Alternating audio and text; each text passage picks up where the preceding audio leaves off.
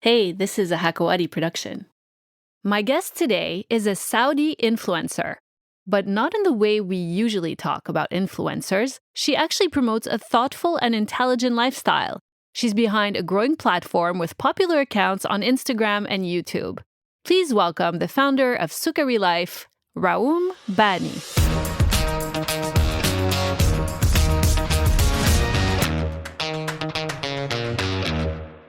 Hi, Raoum. Thanks for coming on the show. Thank you. Thank you for having me.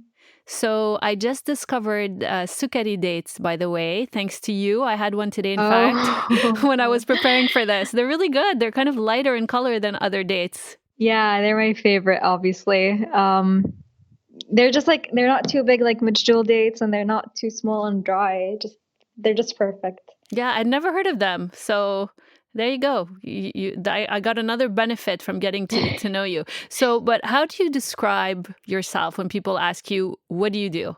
It's honestly very tough for me because like I don't know what to say, like what represents me the most. But I would say I'm just like I like to create recipes that are plant-based and healthy. I'm a yoga teacher, and I like to be active and just eat healthy. I'm trying to show people that eating healthy and living a healthy lifestyle doesn't have to suck. Like you can actually really enjoy it. And then if you want to have fun every now and then, like that's okay. Yeah, what do you do for fun? Oh God, sounds super boring, but I read books. I really like reading. Like when I know that I have an entire day that I can just like stay and read, I'm super excited and happy. But I do like dancing. I like to go out. I like to meet people. But I also like to stay in every now and then. Yeah, I actually noticed on your website you have a few books that you recommend. Mm.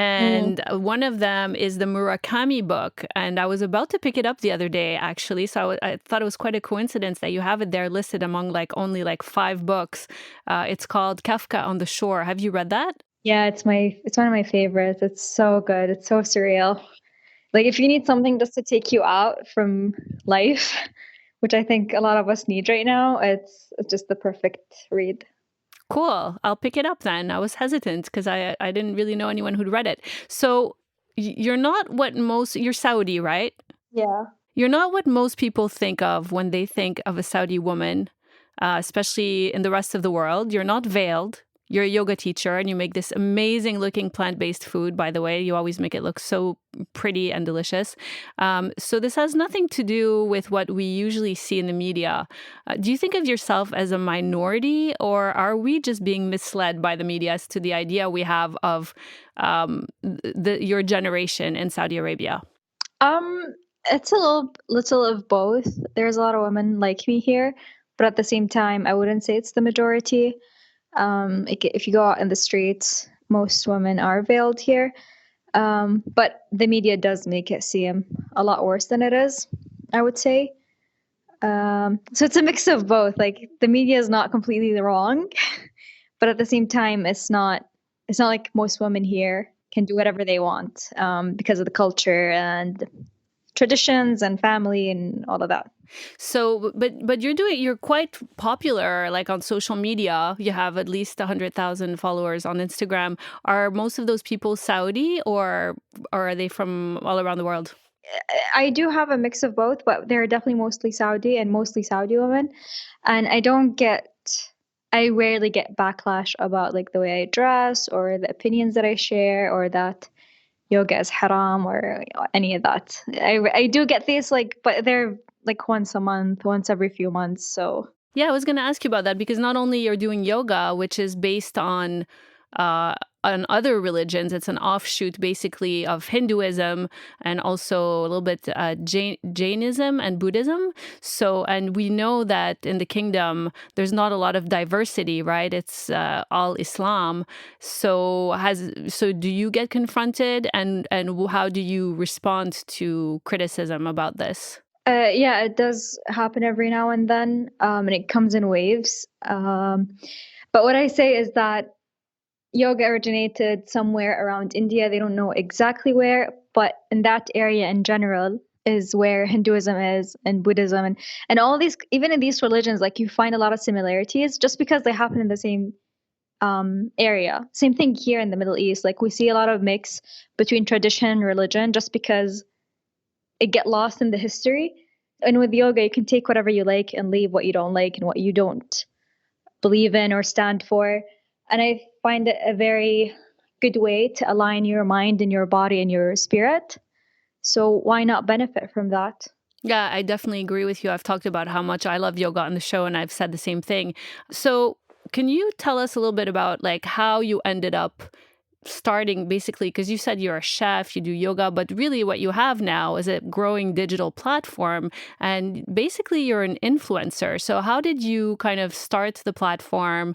What were you doing before? And was it planned? Was this something you wanted to do, or did you just kind of fall into it by accident? Okay, so I started right after I graduated from college. Um, I graduated, well, the my last year of college, I realized that I really don't fit in this finance world, in this business, like this. I was just like I realized that it's not for me at all.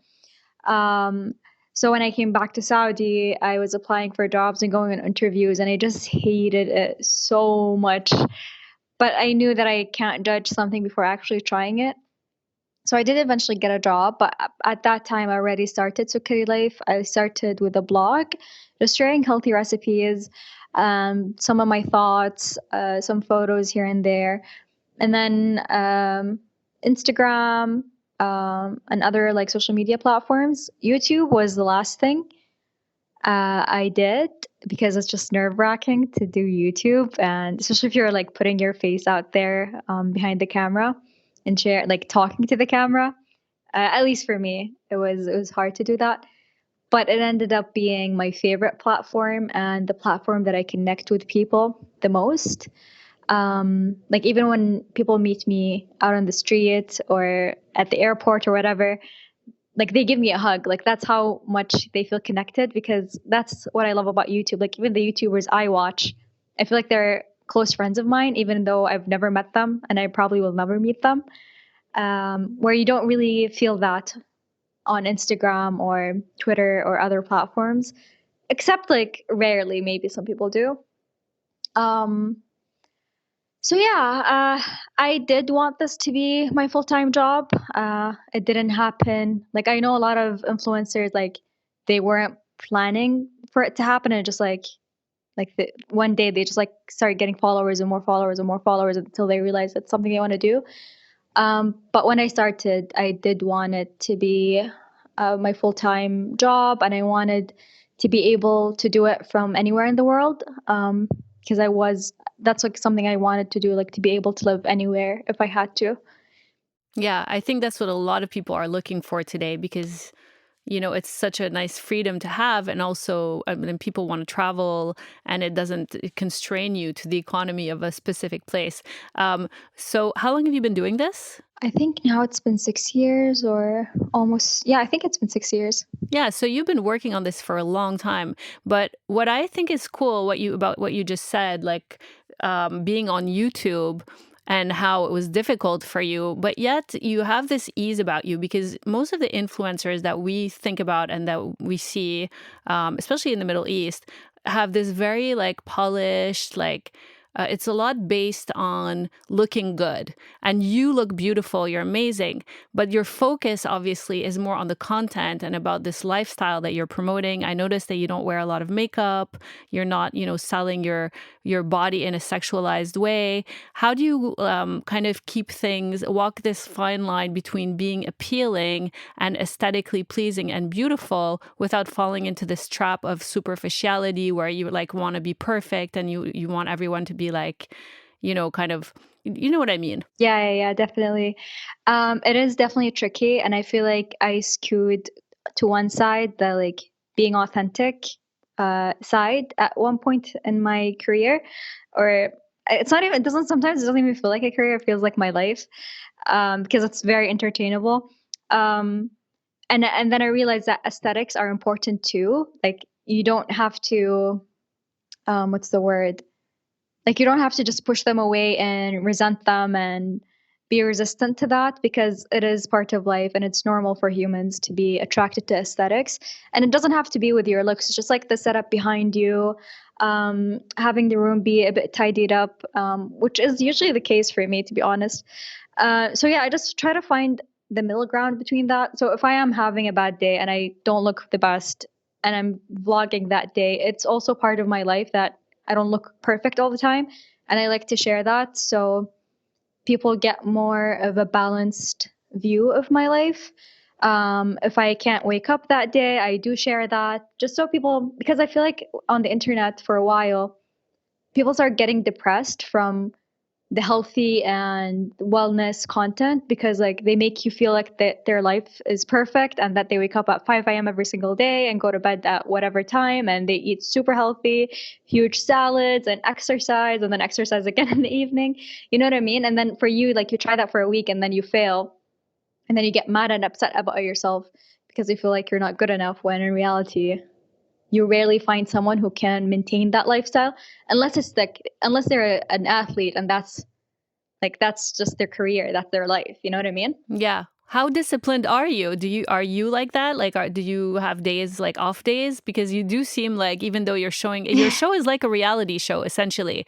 It's just Yeah. so real. It does feel authentic, and we do see you in your natural element. I think your sister seems to be like doing some filming for you. Is that right? If she's on the mood, Yeah, she yeah, she siblings. cooperates. Yeah. So, Yeah. do you have off days? I mean, how, like, are you constantly living this lifestyle that you're promoting? Or, so for example, I was going to ask you this question. Obviously, you're a vegan. You make this amazing looking food that, like you just talked about, you really good at making it look so appealing that even someone who's not vegan would be like wanting to taste what you made. For example, you had like this banana blueberry chocolate pudding. The way you make it look like with a beautiful bowl and the flower, it's just so pretty.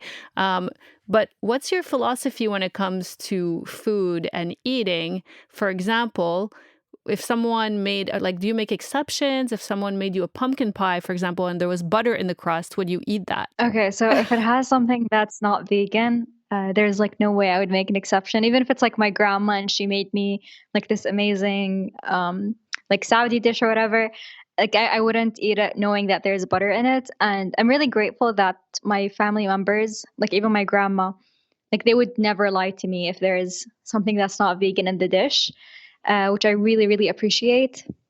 So yeah, in that case, I wouldn't make an exception. But let's just say like if there's like refined sugar in it, or I don't know, like something white flour or whatever, something that's not so healthy, like yeah, I wouldn't care that much. But if it has eggs or butter, like no way.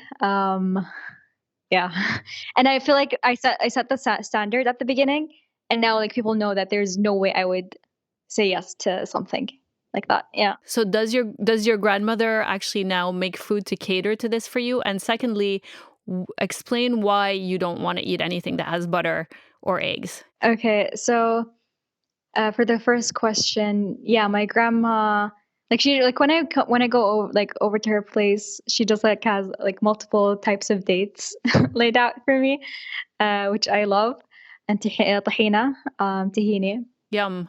And then for the other question, yeah, favorite combination. For the other question, um, it's it's multiple reasons. The reason number one, like yeah, if you had something with an egg or milk or whatever once in your life, like it's not gonna kill you. But I feel like if I say yes once, it's gonna be easy to say yes again and again and again and again. And then every time you're offered something, you have this like debate in your head. Oh, like should I say yes this time or should I say no? And then oh, but I had a long day today. Oh, she made it for me. It's so embarrassing for me. You know what I mean? Like it's just easy to say no. Same thing with, for example, like soft drinks or like junk food. It's just I find it easier to just like say no all the time than trying to decide every single time. And then the other reason, the ethical side of it Yeah. makes me, yeah, Hmm. it makes me feel uncomfortable eating it. Like the health side, like it's not gonna kill you. It's not gonna like raise your cholesterol from this like one egg. But the ethical side just makes me feel very uncomfortable eating these things, and it's just not appetizing because like you end up not looking at it as food at all at a certain point.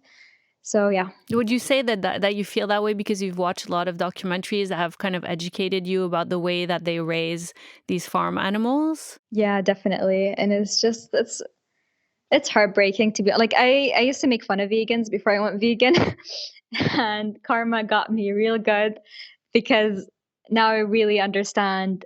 Like I know a lot of people get angry at angry vegans and activists and like they hate that they're shoving these images in their faces on the street or wherever. But I understand where they're coming from. Like I don't really agree with the approach, but I understand where they're coming from because when you see these videos of these animals getting tortured, and then you see people not even finishing their steak or not finishing their milk or whatever it is, like it's just it makes you angry. It makes you really really pissed. So If there was like one film that really shaped the way that you view the animal product industry, which one would it be? um Earthlings was heartbreaking and really eye-opening, and I think it's for free on YouTube, but you can also donate to the movie website. Um, Cowspiracy was really good too if you're more into the economical side of things, and then more the environmental side of things. And then I liked Forks Over Knives. It's kind of old, but it's pretty good, and I think it's still on Netflix. Cowspiracy is on Netflix too, so these three are good. Yeah, that's a great list. Although I haven't seen any of those. I've seen other ones, but not those. And Um, What the Health probably got yeah, really popular, yeah. and then Game Changers.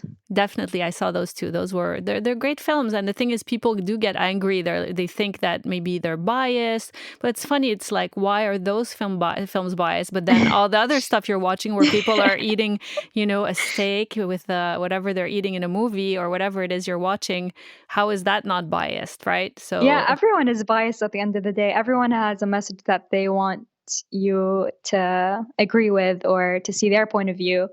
So absolutely. it's just like, to what degree is the person being biased? Yeah, and also what are the facts that they're presenting and the images that they're presenting, and are they legit and are they substantial enough to warrant a blanket statement about certain industries? And I think in these movies they were. Um, Yeah.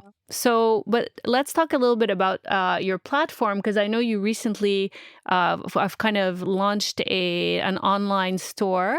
How long ago did you do Hmm. that, and tell us what you're doing with that? It started in March, and what I wanted to do with it, I wanted to make products that are eco-friendly, but at the same time are aesthetically pleasing. So kind of like what we were talking about earlier. Um, so that's how it started. Now I'm like trying to branch out a little bit. It hasn't even been a year yet, so I'm taking things slow. Working with local women here to design different products, and I'm trying to find more and more local products that are made by Saudi women to make them easily available to Saudis and for even people outside of Saudi. So what kind of things are you selling? For example, like natural candles, reusable straws, whether it's like glass, stainless steel, or bamboo. And then the coconut bowls are really popular. And I really like them too because you can do a lot of things with them, not just food. I have a bunch in my room, and I just like either put plants in them or I just put my keys and whatnot. What else do we have? I really want to make clothes in the upcoming months, but clothes are a bit tricky. So I'm taking my time, like finding the most sustainable fabrics and an ethical factory and all of that. Yeah, I've heard that that's a challenge from people in the fashion industry. So good luck with that. But I think a lot of people are working on it. So I'm sure you'll find what you need if you keep at it, and that's great. And I love coconut bowls, by the way. Are the coconuts from Saudi? Like, you guys have coconuts? No, unfortunately, they're from Vietnam. And Vietnam, they have the biggest coconuts kind of in the world. So that's why they make really great bowls. And it's great because it's just discarded from nature. So you're not wasting any resources to make these bowls. You're just repurposing something that would otherwise be composted or thrown away. That's true. That's great. It's Yeah. fantastic. so, Yeah. I know it's doing pretty well because I've watched some of your videos, and you're like sweating it out, trying to package all the orders you're getting. So obviously you're selling well. Is it mostly from Instagram or from your website? Like I know you had some stuff on your website that you were selling, but I think it like the book we mentioned earlier. But it seems that those have like external links, so it's a different process. But explain like are people buying stuff on websites, like on your website, or is everything happening on Instagram for you? Yeah, I still didn't switch to an Instagram store. Like I have an Instagram account for the store. But now there is a new feature on Instagram where people can like purchase things directly from Instagram, I guess. I haven't tried it yet either, but I've seen some of the accounts I follow. I think most people come from Instagram, whether it's the Instagram's account, the store's account, or my account, and then Snapchat too as well. A little bit from YouTube. So yeah. So you have to kind of get like grab people from multiple channels, right? Yeah. So which one is the most effective for you, would you say? I'm not even sure yet, but I would think Instagram was the most effective. Yeah. So what advice would you give an aspiring blogger influencer in the Arab world? Because there are so many people in this space right now. How can one stand out from your perspective? There's like a bunch of things, I guess. I guess finding an area where there's missing people like experts on it, but not necessarily like even if you want to be a makeup artist, and we all know that there's a lot of makeup artists in the Middle East, you can still like the way you do makeup, the way you explain makeup is going to be different than anyone else, no matter what, unless like you're copying someone 100%, but still like you have your own style, you have your own views. So even if you are passionate about something that you think is saturated, like still don't be afraid to jump in that. And at the beginning you might suck, and that's okay. Like you're gonna learn with the process. Like I don't even have the guts to watch the first video I posted on YouTube. But then with time you grow, and that's so exciting. Some people start out and they're like perfect from the beginning. But most of the people that I've seen like that, they either had a job in the past that had to do with media, or they were a photographer before, or they started working with a photographer from the beginning. So you can definitely do that if you want to grow really fast, if you want to turn this into a career a bit faster than how it would usually take. Like usually it would take about 3 years. But now I'm seeing more people start making an income like from the first year. And that's the other thing. Don't be afraid of selling things the first year you start on social media, whether that would be an e-course, an ebook, or like consultations, or whatever you feel like people can benefit from you. Don't be afraid to monetize that from the beginning, because it will help you fund this passion more and dedicate more of your time for it. Yeah. That's some great advice. And I think what you said at the beginning too is finding a space where there's kind of a hole, like what you're doing. I mean, I don't know of many Arab women who are in this space. I mean, in the West and especially in the US, it's a huge industry, like you said, the wellness industry. But what you're doing specifically is quite unique, I think. So I think it really stands out. But you gave great advice. Should people start, you think, who want to get into this business with a website or Instagram or YouTube? You said YouTube has been your favorite because like at the end, this is the one where you really connect with people. I feel like I got to know you the best through YouTube as well. Is this Yeah. the one that you think like people should still be using? It's been around for such a long time. I think people have kind of discounted it in a way, and also because we hear about these problems with influencers not monetizing it the way that they used to. You still hmm think that's the best one to start with? I wouldn't start with YouTube just because it takes the most work. Um, it, it's a lot harder to like shoot a YouTube video and edit it then and post than it's for Instagram. Um, but it definitely does bring great return. But I think Instagram would be a good way to start, especially in the Middle East. But what I love about YouTube, sorry, I'm like jumping off and like back and forth. What I love about YouTube is that, like you said, like yeah, it's been around for years. So some people think that it's dead, but it's not. But you know that it's not gonna die out the next few years. Like it happens with a lot of the other apps that got super popular for a while and then nobody uses anymore. It's kind of happened with Snapchat around the world, but Snapchat is like still the most popular in Saudi. But you never know. Like maybe next year, everyone's gonna hate it. Really, really, I didn't know that. Nobody talks about Snapchat like around here, or no one I know. So that's so interesting. That's really interesting. So, what other projects do you have coming up? I am working on a recipe book. I'm trying to get it done the next, like these 2 months. Hopefully, it will be done. I am trying to expand the store and create more products and test them out and see if we can bring them in maybe after 2 months. And then I want to get over with these 2 projects so I can start working on the other ideas that I have. But yeah, which are? And I'm posting every Sunday now. I want to make a guide for people who want to start YouTube or just want to start making videos, whether it's for Instagram or YouTube, whatever. Because I do get asked a lot, but at the same time, I know like making a video is not going to be enough, and not everyone is interested in that. Just like maybe 1% of the people watching. So I thought that a guide would be a more suitable option. Do you mean like some kind of course, like a kind of or like a video course, like series? Mm-hmm. Yeah, something like that.